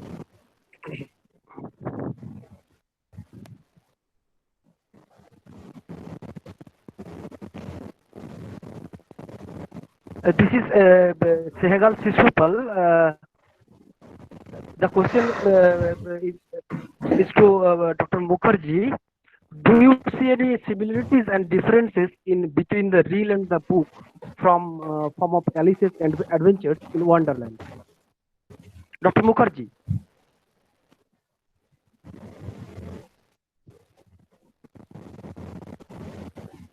Yeah. What's your name? I just forgot. Mr. Paul. Dr. Paul Snehan C. Oh, Sehegal Sisupal. Okay, okay. Yes, Sehegal yes. Sisupal, sir. Sorry for Yes, that. sir. Do you see any similarities and differences in between the real and the book form of Alice's Adventures in Wonderland? And it is bound, there are bound to be some differences between a book and a movie. For example, in the book, there is no unbirthday party. In the book, there is no unbirthday party. And this is an idea from through the looking glass and what Alice found there. The Mad Hatter, the March Hare, the Dormouse are having never-ending tea party. Because Mad Hatter had a quarrel with time, this is what we find in the book. In the movie, on the other hand, the Mad Hatter, the March Hare, the Dormouse are celebrating an unbirthday party rather than a never-ending tea party. Again, in the first book, as we find in the text, Alice eats cake to bring about changes in her size. Whereas in the movie, we find she's taking carrots, eating carrots. Again, in the movie, Tweedledee, Tweedledum, talking flowers, they are incorporated into the original plot from Alice's Adventures in Wonderland. Whereas in the book, the talking flowers never appear. In the talking flowers never appear in the first novel. So in Alice in Wonderland, or Alice's Adventures in Wonderland, we don't find Tweedledum, Tweedledee, talking flowers, but in the movie we find them. In the book, as I said, Alice bakes cakes in the White Rabbit's house, whereas in the movie, Alice eats carrots. Again, in the book, the White Rabbit declares that they must burn down the house with Alice in it.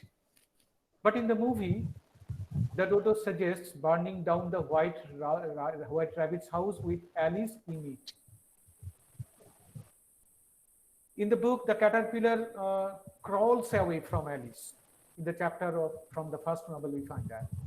Whereas in the movie, the caterpillar turns into a butterfly. That way, there are so many differences.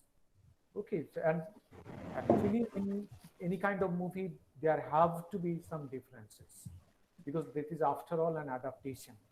And in any kind of adaptation, we definitely find deviations, departures from the original text, and that is welcome departure. Okay. Another question from Sehegal Sisupal. This question probably belongs to Dr. Malos. The world is battling COVID-19 and economies across the globe have declared a lockdown. Sir, his question is that we can say the death of the teacher in this lockdown pandemic situation. We have taken a virtual classroom in general. Kindly throw a light on this point. Is this No, the death of the teacher? no, I don't think that we can come to that conclusion that the teacher is dead.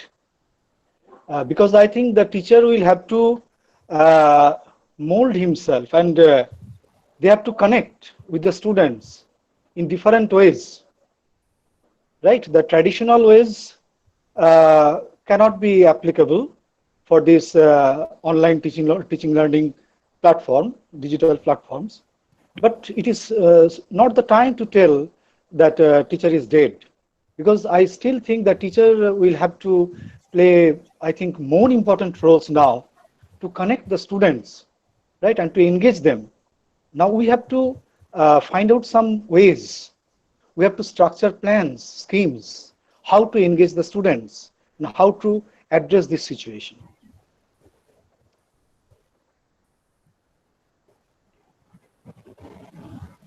Thank you, Dr. Malos. There is question from Abhabda Ratnam, Assistant Professor, Nalanda Mahavihara, Bihar. This question to Dr. Majumdar. Graphic novels can suffice for an alternative in creating an interest, digression, but not beneficial in the most academic pursuit. Dr. Majumdar, sir. Yeah, I have addressed this issue that it is an alternative way forward. Definitely, it's not a substitute to the big fat literary novel. However, I would like to point out that it's a bridge. It's a bridge between the intellectually daunting concepts that the literary texts enunciate and the alternative reader who is more comfortable with the, say, graphic communication or the graphic representation. Again, I would like to point out that graphic novel is not an arch enemy of these literary novels. Okay, it stems from, it also contains inscriptions. So I would suggest it's an alternative way forward, definitely. Sir, can I take another question? Yeah, definitely. 2, 3. Sir, another question from Simply Literary, however the name is. Sir, we can apply the theory of electronic hyperlinked textual theory to graphic novels. If not, which theories can be regarding graphic novels? This is from Yasmin. Theories like intermedia, I have mentioned at the very outset, like intermedia is a theory by Fluxus artist Dick Higgins, which talks about the multimodality of graphic novels. Okay, it talks about exploring the intermedial spaces. So that theory can definitely be employed regarding reading a graphic novel. However, regarding the hypertext or the hyperlink, I'm not very sure it has yet been applied or not. However, I need to read on hypertext things. Thank you, sir. Thank you. Another question from Tapan Mahato. What is the importance of using the symbols of the crocodile and fish in Bhimayana? It will be benefited for Bhimayana. Yeah, definitely. Why not? I may also provide to Dr. Yes.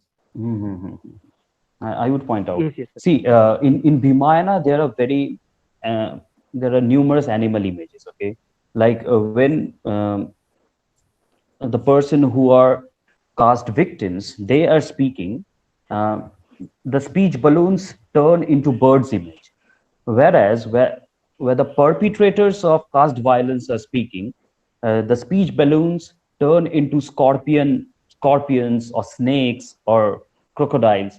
So basically, it's the prey and the preyed, the violated and the violator. So that image is being used.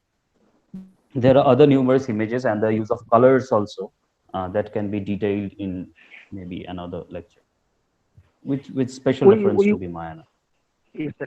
Yes, sir. We all know that time swings chariot hurrying near. So we can I take could see. only I'll one just question from only one I'll question just from. I'll just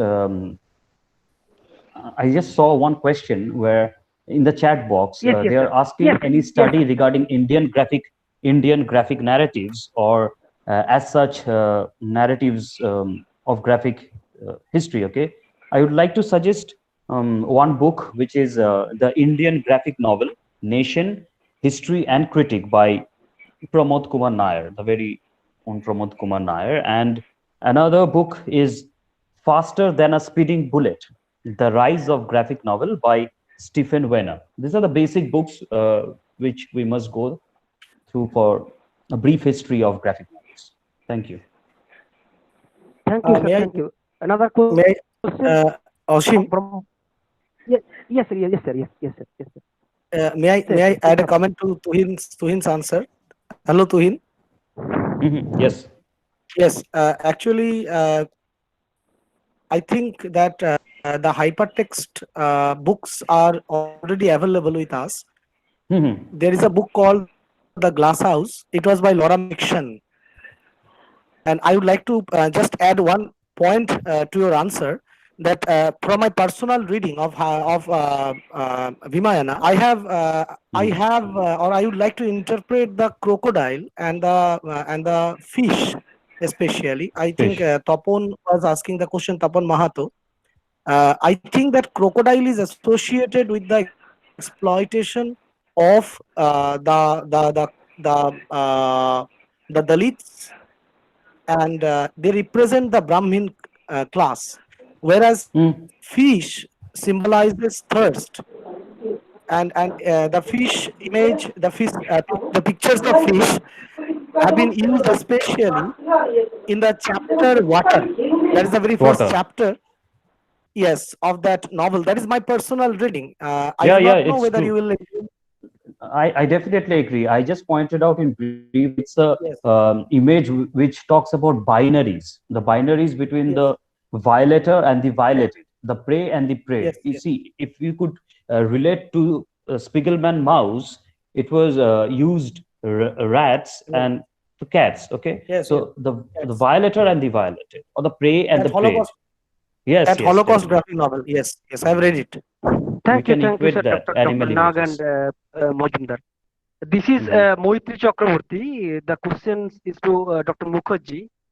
Sir, could you please explain the phrase polyphony of nonsense that you mentioned in your lecture? Okay, polyphony, as we know, Bakhtin used this particular term.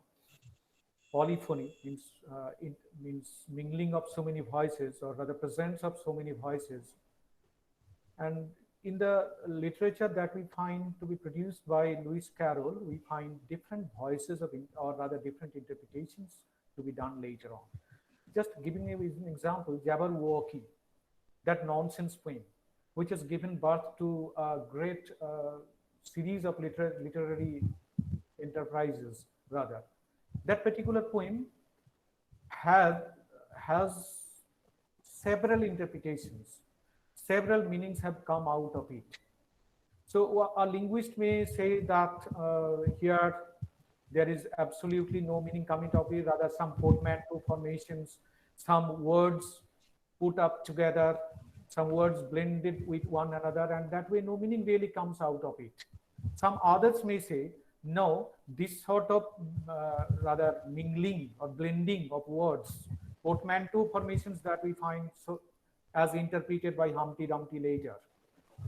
Such portmanteau formations, such word blends or blending, mixing of words, such coinages, they have given birth to a new register, a new vocabulary, and that way has created so many provisions, so many options for further interpretations or for further researches.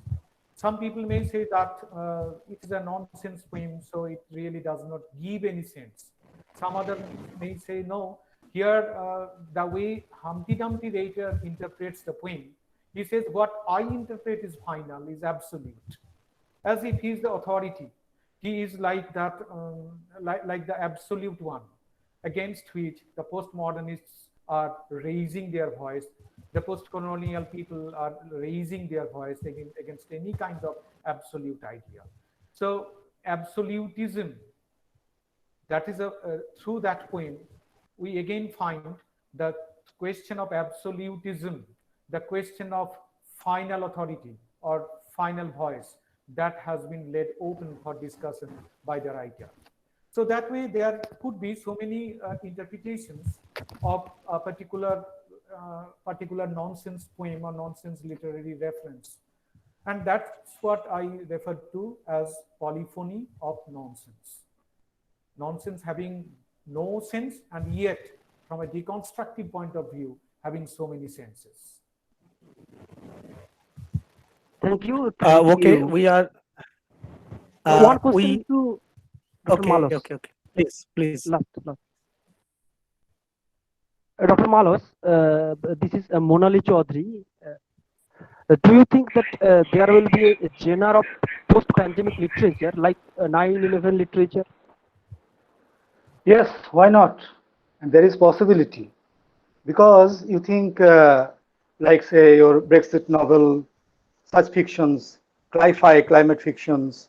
Now there are several issues during this lockdown or during this COVID-19 pandemic, which actually changes the life, the pattern, right, the ecosystem, not only education but social and political issues, economic issues. So literature must address all these issues. And I think we are going to have a lot of writings, creative writings, right, on these issues that we are still experiencing during this after this outbreak of COVID-19. Thank you, sir. Thank you. Okay, so we thank all the invited speakers to deliver their lectures. All the three lectures were so illuminating, engaging, and refreshing. I would like to call it a day, and we are waiting to meet you next day at 1 p.m. And in the valedictory session, there is one speaker next day. So I would like to request all the audience to join tomorrow's lecture. And then I again announce that there is going to be a second phase of this web lecture series, and you are to register first to get entry into the lecture series. And of course, e-certificates will be issued to you, and there will be no registration fee. Okay, thank you, Dr. Narugopal Mukherjee. Thank you, Dr. Narendra Malos, and thank you, Dr. Tuhin Majumdar. Give us leave for today. Yes, sir. Just for an information for everyone, as Onda Mukherjee informed me yesterday, there is a lecture today by Pramod Nair in respect of graphic novels. You know, he's an authentic figure. Pramod Nair's lecture is there today at 4 and being organized by Sidhu Kanu Bircha University, SKBU, Sidhu Kanu Bircha University. Those who want the link, I can provide them the link, and even Onda Mukherjee, Dr. Onda Mukherjee, can provide the link for them. So it will be an engaging lecture, and you all know how resourceful he is. So I request everyone interested in graphic novels particularly to listen to that lecture today at 4. Thank you. Thank you, sir, for giving us the information. Please do share the link. It will be really beneficial for us to attend the lecture. I think Narendra, no. Okay, so let us call it a day, and let us meet tomorrow. Goodbye, everyone. Okay. Thank you. Thank you so much. Thank you. Thank you.